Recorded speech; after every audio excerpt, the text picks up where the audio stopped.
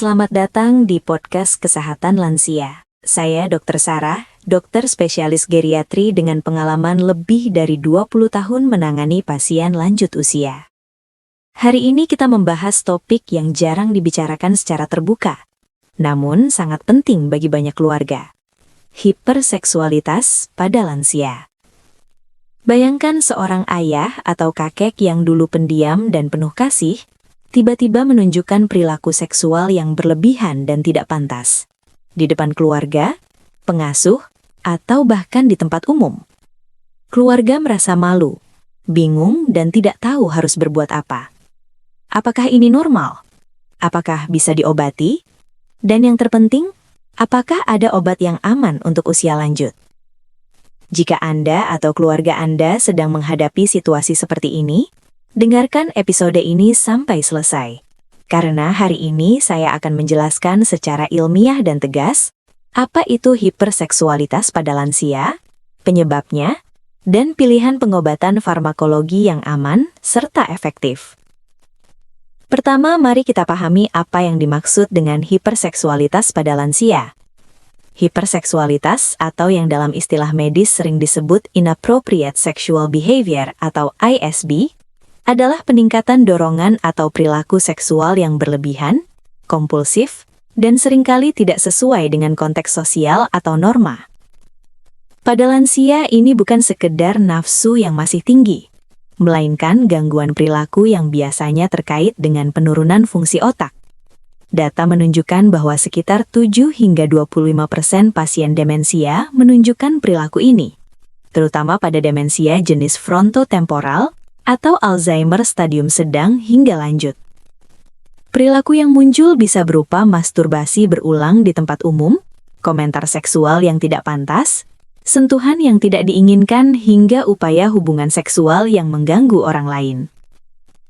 Perlu saya tegaskan, ini bukan kesalahan moral pasien.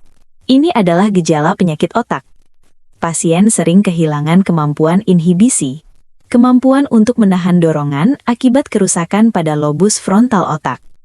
Mereka tidak lagi bisa membedakan benar salah dalam konteks sosial seperti dulu.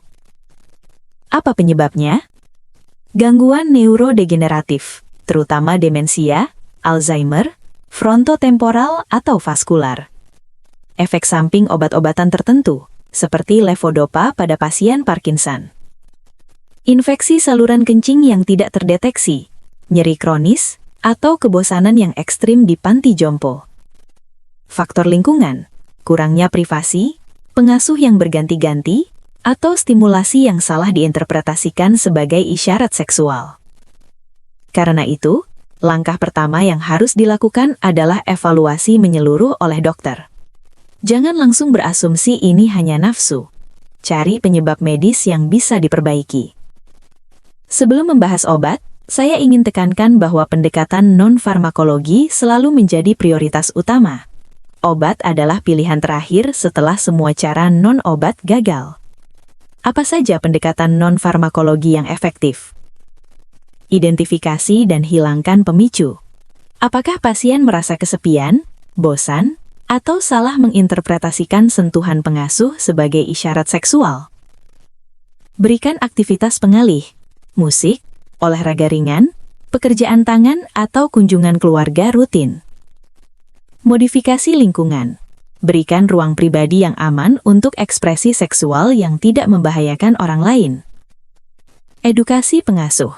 Ajarkan cara merespons dengan tenang, tanpa menghakimi atau memarahi, karena marah justru bisa memperburuk agitasi. Terapi perilaku. Distraksi lembut, pengalihan perhatian, dan jadwal harian yang terstruktur. Banyak kasus berhasil dikendalikan hanya dengan pendekatan ini, tanpa obat sama sekali.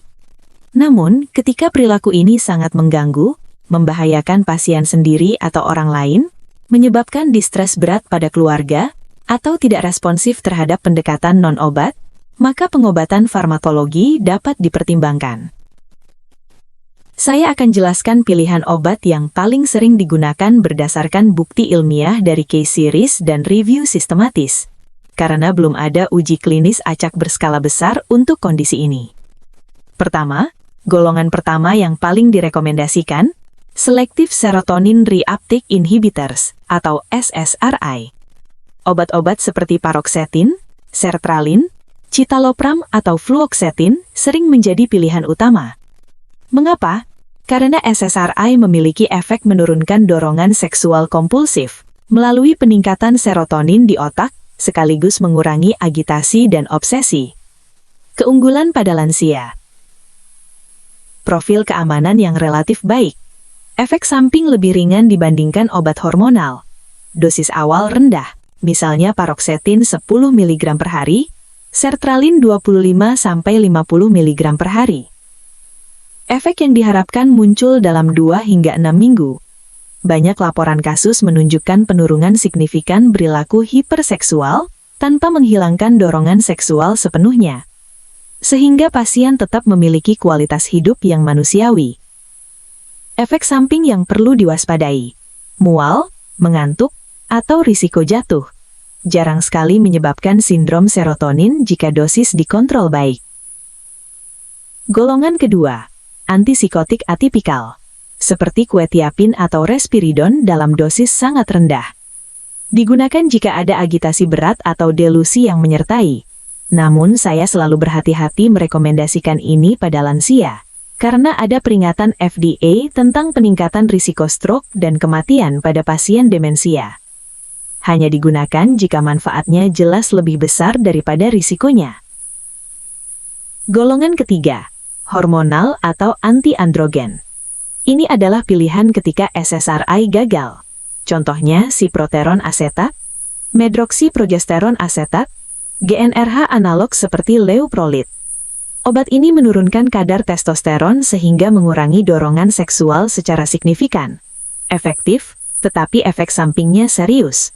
Hot flashes, osteoporosis, risiko tromboemboli, penurunan massa otot, dan depresi. Oleh karena itu, hanya digunakan dalam kasus berat, dengan monitoring ketat dan biasanya di bawah pengawasan spesialis endokrin atau psikiatri. Ada juga laporan penggunaan simetidin, obat MAH biasa, yang memiliki efek anti-androgen ringan dan relatif aman pada lansia. Saya harus tegas di sini. Jangan pernah memberikan obat ini sendiri tanpa resep dokter. Dosis, pemantauan efek samping, dan interaksi obat sangat krusial pada lansia yang biasanya sudah minum banyak obat. Salah dosis bisa berakibat fatal. Selalu konsultasikan ke dokter spesialis saraf, psikiatri geriatri, atau geriatri. Mereka akan melakukan evaluasi lengkap sebelum memutuskan terapi. Hiperseksualitas pada lansia adalah gejala penyakit, bukan dosa atau kegagalan moral. Dengan pendekatan yang tepat, dimulai dari non-farmakologi, dilanjutkan dengan obat yang aman seperti SSRI jika diperlukan, banyak pasien dan keluarga bisa kembali hidup tenang dan bermartabat. Yang terpenting, jangan malu mencari bantuan. Anda tidak sendirian. Terima kasih telah mendengarkan episode kali ini. Jika Anda merasa informasi ini bermanfaat, silahkan like, beri komentar, ceritakan pengalaman Anda atau ajukan pertanyaan, dan subscribe atau follow channel ini agar tidak ketinggalan episode selanjutnya. Bagikan juga kepada keluarga atau teman yang mungkin membutuhkan. Kesehatan lansia adalah tanggung jawab kita bersama. Sampai jumpa di episode selanjutnya. Tetap sehat, tetap peduli.